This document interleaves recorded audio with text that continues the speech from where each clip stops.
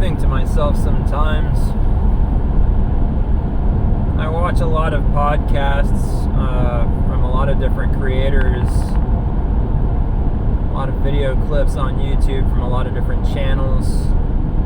I do a lot of current events and a lot of science stuff and a lot of stuff like Mr. Ballin, the strange, the dark, the mysterious, told in a storytelling format.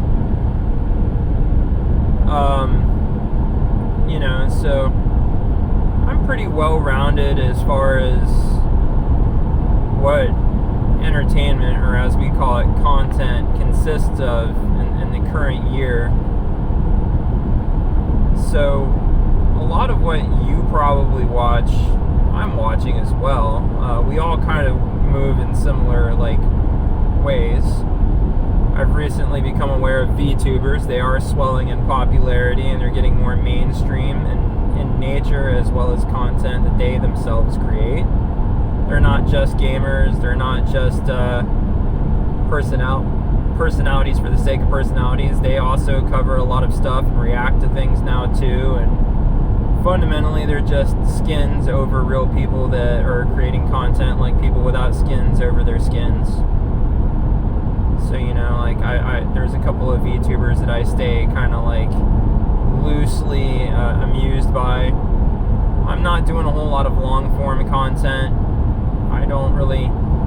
I like watching episodes of the Whatever podcast with Andrew Wilson, but at this point there's so many of those coming out in such rapid succession, and they're so long, 5 to 9 hours long. I used to try to get through them as much as I could, but even on a work day where I'm mostly left alone, and I don't have to interact with coworkers on the job and I can just listen, it can take me 2 to 4 work days to finish one Whatever podcast.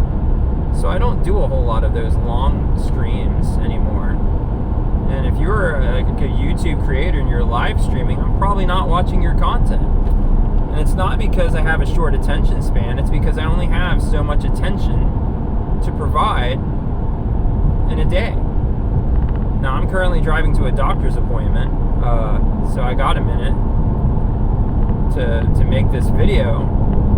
But on average, I have about somewhere between 2 and 6 hours a day to listen to things.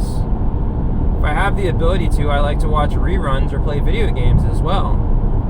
Reruns of things like Star Trek, not like new Star Trek, real Star Trek, or Farscape or Hercules, old ass TV, good stuff. You might not think it's good, but it's vintage. It's good. It's not like modern garbage. So I like to do that too. I also like to sleep. I also have a girlfriend who, when she comes home, every time she starts talking to me, I have to pause whatever I'm listening to and pay attention to her, because I'm in a relationship. I'm not single. So whatever I might be watching or listening to, whether it's a TV show or something on YouTube, I have to pause it every time my girlfriend opens her mouth. So again, maybe 2 to 6 hours a day tops that I get to take in content. So I'm not watching your 3 to 9 hours of streaming. Whatever of your content I'm going to take in is going to come in clips, preferably between 3 and 12 minutes long. Because if I load up my Watch Later playlist on YouTube with 3 to 12 minute clips, I can watch quite a lot of different content creators in one day, stay up on current events, get kind of at least a taste of what's good in the neighborhood and in any particular arena that I'm interested in, and then move it on to the next thing. Whether it's police activity, body cam footage, whether it's Mr. Ballin, who anymore gets longer and longer winded, which is starting to irritate me, and it might actually put him off my list. I love his content, but again, I don't have enough time to languish spending hours on one thing. Tales from the Internet with Wang. Matt Walsh shorts, because he amuses me. He's funny. A lot of people hate him. He's a neocon, this, that, and the other. That's fine, whatever, I don't care. Andrew Wilson, I love his debates, but again, they're just too damn long, and I just do not have the time to waste on them. And he's basically paywalled his VODs, which is a smart thing to do, because he can monetize your ability, to watch his content at will. And And furthermore, it reduces people's ability to take down his content, strike him, and, you know, reduce his capacity to engage in what he likes to do. So, I mean, the fact that he paywalls his VOD on a video site, that's fine, but I wouldn't pay for those VODs at this point because they're already too long. So, like, the only Andrew Wilson I see anymore is, like, short clips, like little gotcha moments. I'd love to sit there and watch the whole fucking debate, but I don't have time to waste on it. It's too much of an investment that I could be spending doing about 50,000 other things. You know, ditto with his appearances on the whatever podcast. The only episodes of which that I actually watched were the ones with him on there, by the way.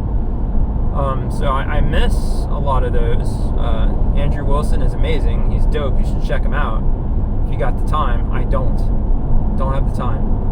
A lot of Endymion. A little bit of what's some other gamer related stuff. It's a Gundam. I love It's a Gundam. He's doing some live streams, or had been.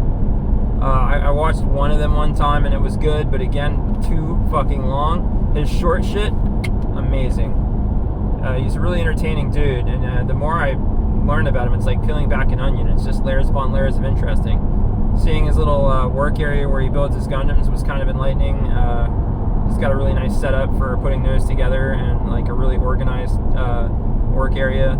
It made me very envious that he had a place to do that, and the time and the money to buy kits. I don't know if you know this, but Gunpla are expensive as fuck, and poor people like me can't afford the hobby. Once upon a time we might could have. Now I'm just lucky to pay for my fucking groceries, my car payment. Who else do I like to watch? I don't know, a lot of stuff. And then there's the music, you know. UKF is a favorite channel of mine.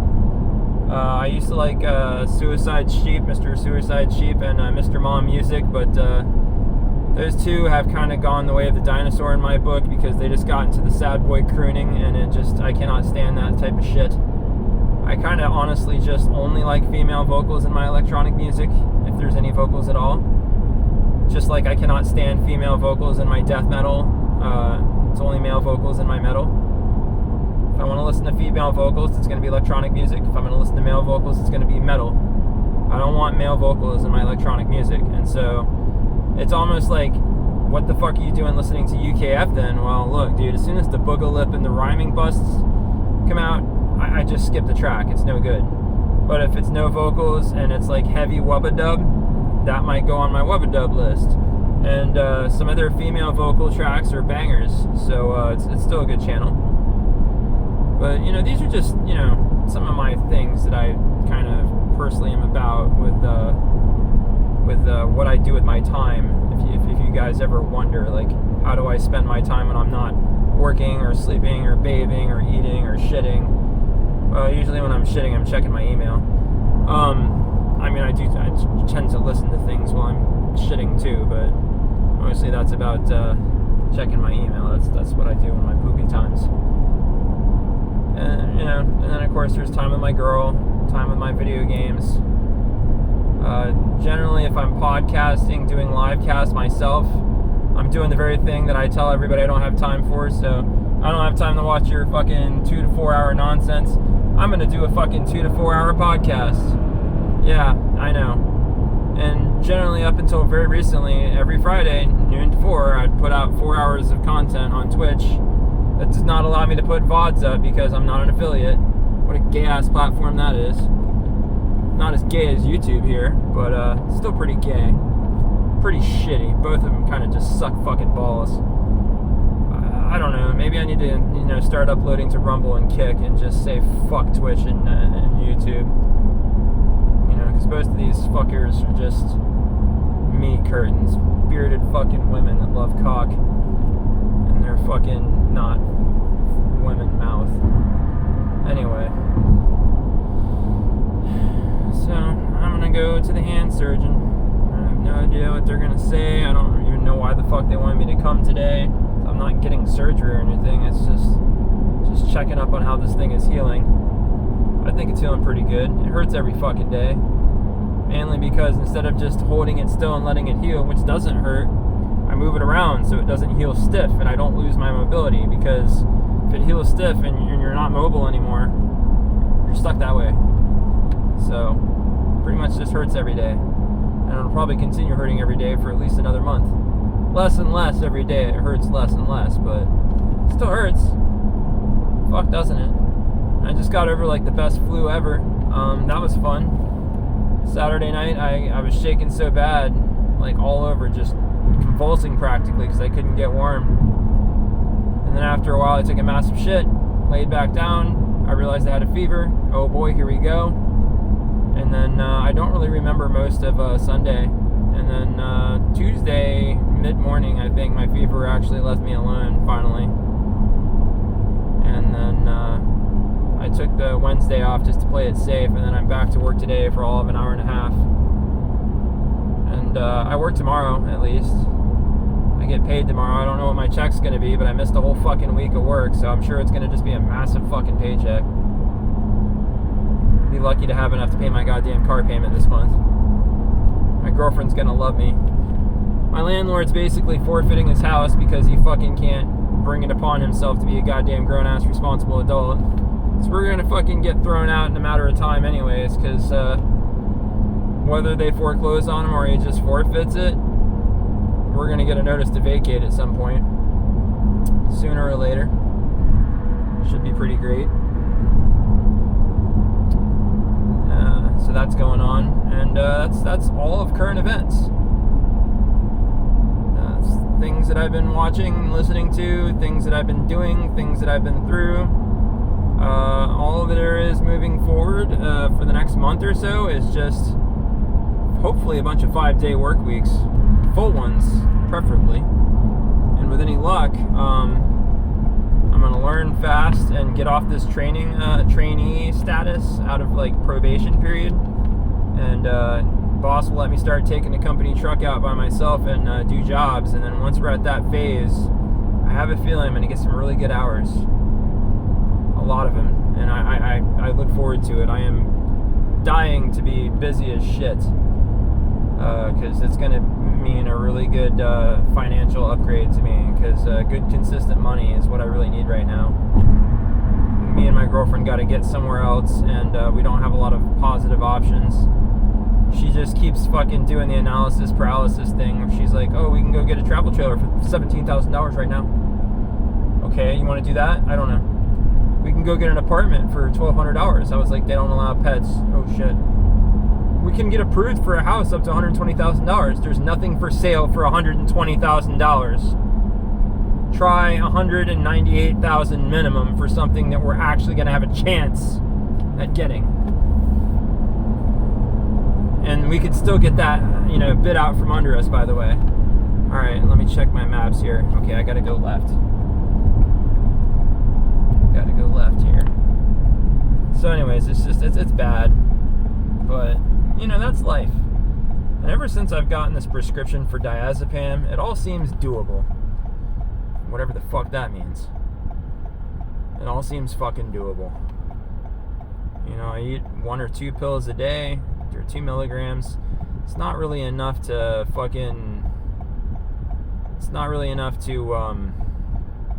make me feel like I'm on drugs or anything, but oh my god, this bitch. You can't see what I can see, but there's a guy fucking holding a sign out, walking out back and forth out in the road asking for money. And this chick in the right lane, we're in a 2 left turn lane situation, and she decides she wants to give this dude money, and then he has to come out in front of me and almost make me miss my light. Like, let me tell you a story. You don't help panhandlers by paying them. These people make more money than I do, actually, probably. And what do they do with it? Drugs and alcohol. I've been homeless on and off all throughout my 20s. I was among these people. I know how they are. I was never one of them, but I was among them a lot. Fucking go.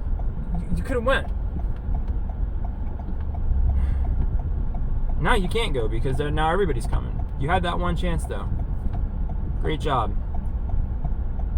Anyways, I was among the bums, but I was never a bum myself. I've been homeless, but the difference between a bum and a homeless person is just a person who can't afford a home. A bum is a person who's not even trying. And now you've put yourself in everybody's way because you couldn't fucking go sooner.